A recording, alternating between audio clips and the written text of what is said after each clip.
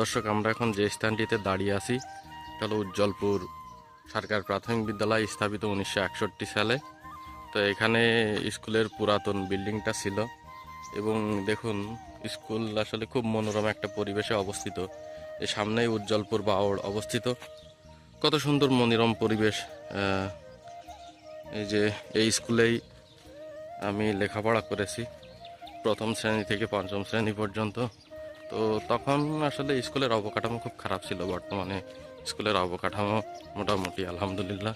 তো যাই হোক, আমরা এখন স্কুলের কয়েকজন শিক্ষার্থীর সাথে কথা বলবো। আসসালামু আলাইকুম। ওয়ালাইকুম আসসালাম। তোমরা ভালো আছো সবাই? ভালো, আপনি ভালো আছেন?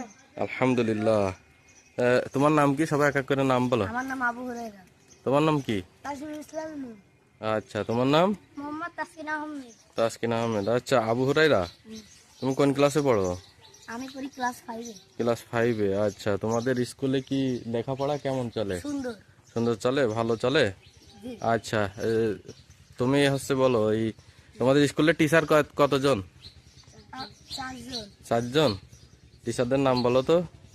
ছোট মল স্যার, হুম শিপালি রানী, হুম বড় মল স্যার, হুম মুকুল স্যার। আচ্ছা তাসকিন, বলো, তোমাদের স্কুলের লেখাপড়া খুব সুন্দর চলে, তাই না? জি। তোমাদের স্কুলে মাল্টিমিডিয়া প্রজেক্টরের মাধ্যমে দেখায় কি? জি। কম্পিউটারের মাধ্যমে দেখায়, তাই তো? তাহলে খুব স্যারেরা খুব ভালোভাবে পাঠদান করায়, তাই না? জি। আচ্ছা, তোমরা কি এই স্কুলে পড়ে কি অনেক কিছু শিখতে পারতেছো নতুন নতুন? জি। আচ্ছা, ঠিক আছে।